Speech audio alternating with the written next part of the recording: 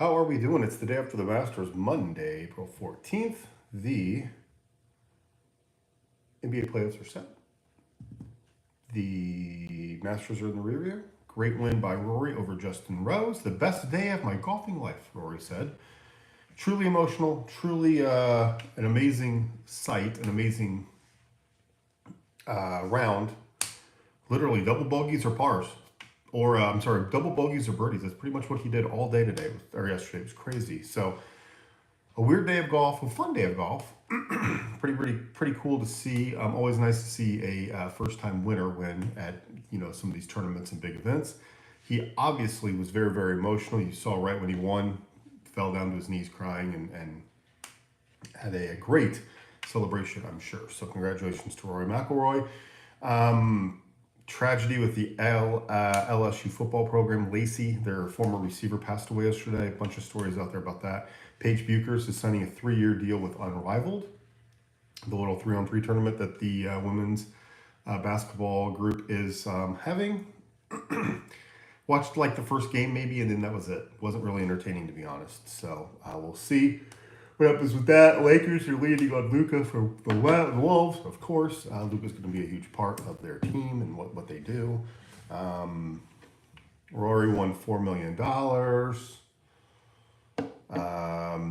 Justin Steele, one of the stud pitchers for the Chicago Cubbies, is out for the season with an elbow problem. That stinks because the Cubs have looked pretty good, actually. The quarterback from Tennessee is in the transfer portal, of course, because Tennessee has said they didn't want him. But anyway, a couple things to talk about so far today.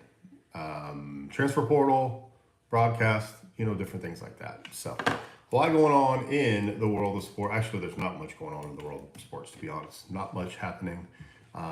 Everybody's kind of like laying low after the Masters. Now next week is when we get into the draft. So it'll be really, really crazy moving forward. The NBA playoffs actually start like next weekend, like Saturday, I think. Our Pacers and the Bucks are the first two games, basically, in the playoffs. We got a while without basketball. Actually, you know what? We have the play-in tournament, I guess, this week. So we'll see that. Nuggets, Clippers, Timberwolves, and Warriors are all in the playoff tournament. So we'll see what happens there. But anyway, with the transfer portal, here's my question. All of these basketball specific, all of these players from these small mid-major teams and smaller schools and smaller conferences are going to like these big schools, right? So like Murray State, somebody from Murray State's going to North Carolina State, and Princeton's going here. What's the percentage of the small mid-major athlete going to a big powerhouse conference or team or franchise and being very, very, very successful? It can't be that high, can it? Like if I was recruited for basketball to go play at Ball State here in Indiana, and I do really well at Ball State and succeed, is that because I'm an extremely crazy good athlete, shooter that will fit in other programs and other higher levels of competition? Or am I good at this level of competition against other MAC schools, so against other mid-majors? So that, nobody's ever talked about that, and I've always wondered that. So what is the percentage? So let's say, I like North Carolina, obviously. Let's say we get a point guard from Miami of Ohio. Is that point guard from Miami of Ohio good enough to play at North Carolina? Or is he just really, really good at the level that he's at? Nobody ever talks about that. Nobody ever talks about the mid-major kids that go to the big programs and don't do anything. It's all about like the transfer them with the Auburn from Morehead State, really, really good. And I think every team hits, but some teams miss. A couple kids from North Carolina this year just weren't very good when they were really good for mid-major teams. So does that ever cross the mind of some of these people? You see all of these outlets. On3 is the one that is guilty of it the most. But every single person that signs, every single person that commits, it's the best deal ever. Michigan's got the best transfer class ever. Well, does a kid from Nevada translate to the Big Ten? Does a kid from San Jose State, does his game transfer to the Big Ten and what they're trying to do? So I don't know. It's really, really interesting. There's a kid that was from here in Indianapolis that went to BYU, supposed to go to Purdue. His last name is Catchings. He transferred from BYU. North Carolina thought they had him locked up. I think they did. And at the last minute, they decided not to have him. And I think he went to, I forget where he went, not Texas, but somewhere. Where did he go? I forget. But anyway, it's just interesting to me with the transfer portal on what's happening with the athletes, and are they really that good? Like if you get, I understand you get better over time, you grow and mature and hone your craft. But if I was that good of a shooter, you would think that Alabama would have recruited me right out of high school rather than having to go to Ball State. I guess it's the same as a JUCO, but I don't know. It's just kind of interesting on who misses some of those recruits, who does not, and the whole world of transfers and NIL and all kinds of stuff. The Tennessee situation with their quarterback this weekend brought a lot of light to a lot of this stuff, because a lot of former athletes are like, well, the player should do whatever he wants.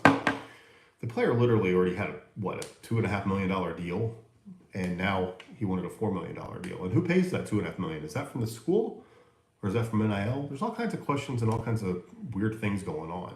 I understand everybody keeps saying we need guardrails, but what? Does all NIL money flow through the school, and does the school dictate who gets it?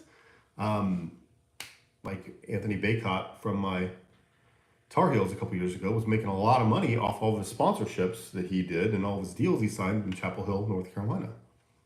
So that's deals that he got, and other players didn't. So are we still giving the players the opportunity to do that?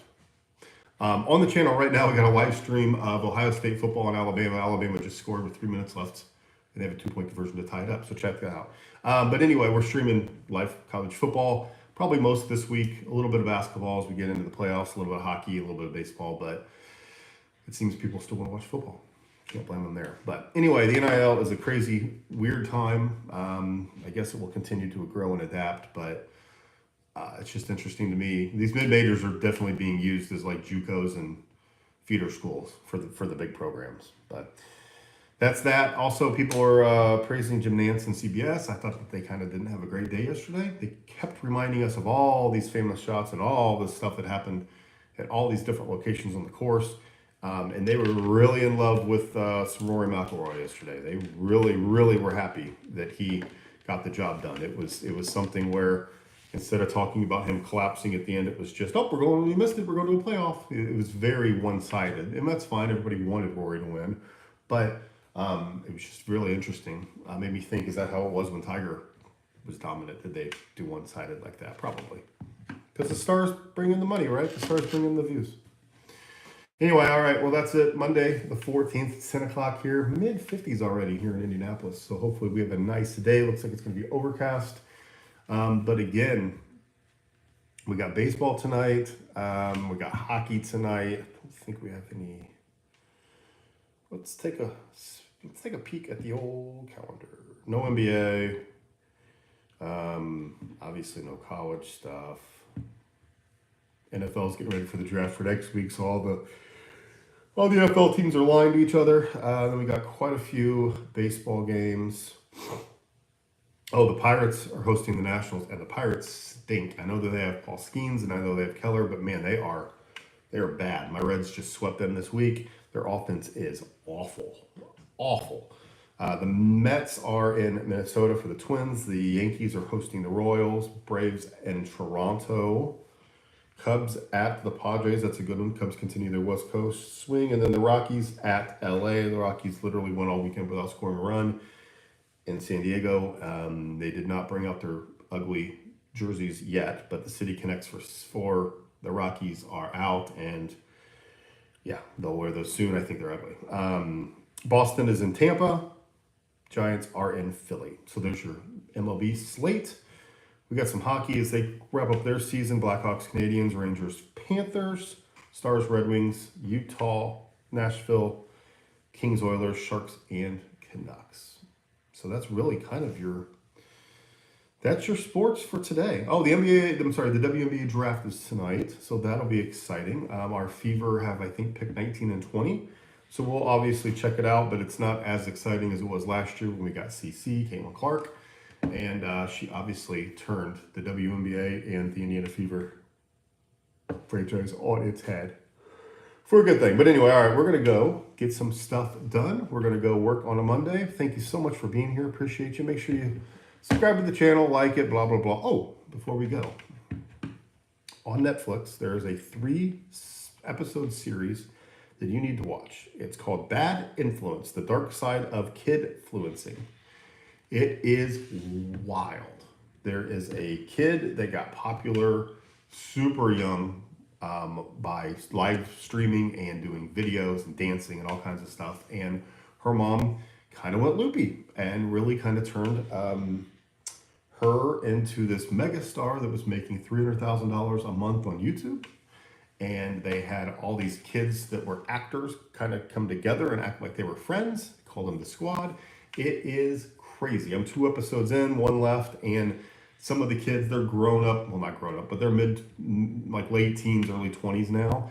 They are, actually, I don't think they're that old. I think they're just late teens. They are putting statements out about the show and everything, but it is crazy. So check that out as well. 3 episodes. That might be nice to watch this week.